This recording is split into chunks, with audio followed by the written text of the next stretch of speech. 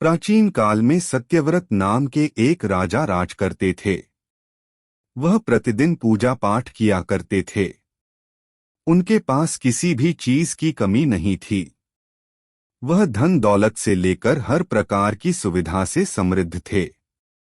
हालांकि इसके बावजूद भी राजा की एक अभिलाषा थी जिसे वह पूर्ण की चाह रखते थे। दरअसल राजा सत्यव्रत को किसी प्रकार से स्वर्गलोक जाने की इच्छा थी। वह अपने जीवन में कम एक बार स्वर्गलोक के सौंदर्य को देखना चाहते थे, लेकिन उन्हें इसका मार्ग नहीं पता था। इधर दूसरी तरफ ऋषि विश्वामित्र अपनी तपस्या के लिए घर से बाहर निकले। चलते चलते वह अपनी कुटिया से काफी आगे चले गए थे। काफी समय बीत गया लेकिन वह नहीं लौटे। इस कारण उनका परिवार भूख और प्यास से तड़प रहा था। राजा सत्यव्रत को जब यह पता चला तो उन्होंने ऋषि विश्वामित्र के परिवार के पालन पोषण की जिम्मेदारी ले ली। कुछ समय बाद जब मुनिवर लौटे तो वे अपने परिवार को कुशल देख काफी प्रसन्न हुए। उन्होंने पूछा कि उनकी अनुपस्थिति में किसने उनकी देखभाल की। इस पर ऋषि के परिवार वालों ने बताया कि राजा ने उनके पालन पोषण की जिम्मेदारी उठाई थी। यह सुनकर ऋषि विश्वामित्र तुरंत राजमहल पहुंचे और राजा से मुलाकात की। वहां पहुंचकर उन्होंने सबसे पहले महाराज को धन्यवाद कहा। इस पर राजा ने ऋषि अपनी इच्छा पूर्ण होने का आशीर्वाद मांगा। राजा की बात सुनकर ऋषि विश्वामित्र ने कहा, बोलिए महाराज, आपको क्या वरदान चाहिए। तब महाराज ने कहा, हे मुनि, मुझे एक बार स्वर्गलोक के दर्शन करने हैं। कृपया करके मुझे वहां जाने का वरदान दें।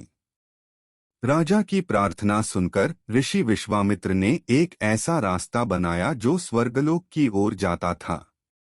यह देख राजा सत्यव्रत बहुत खुश हुए।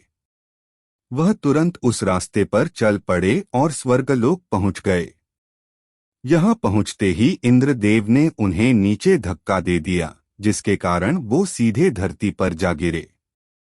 राजा ने सत्यव्रत ने तुरंत सारी घटना ऋषि विश्वामित्र बताई। राज की बात सुनकर ऋषि विश्वामित्र गुस्से से आग बबूला हो उठे। उन्होंने तुरंत सभी देवताओं से इस बारे में बात की और इस समस्या का हल निकाला, जिसके बाद राजा के लिए एक नया स्वर्गलोक बनाया गया।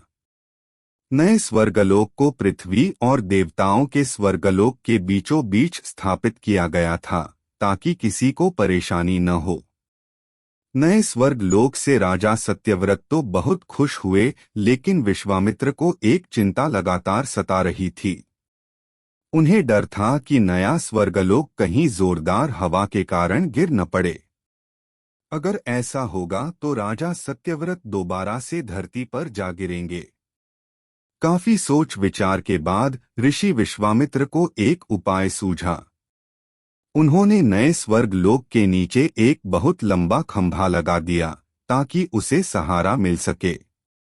ऐसी मान्यता है कि नए स्वर्गलोक के नीचे लगाया गया खंभा एक विशाल पेड़ के तने के रूप में बदल गया।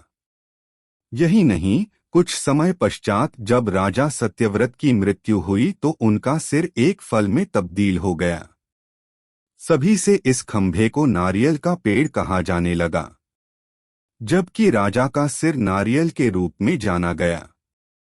यही कारण है कि नारियल का पेड़ इतना लंबा होता है।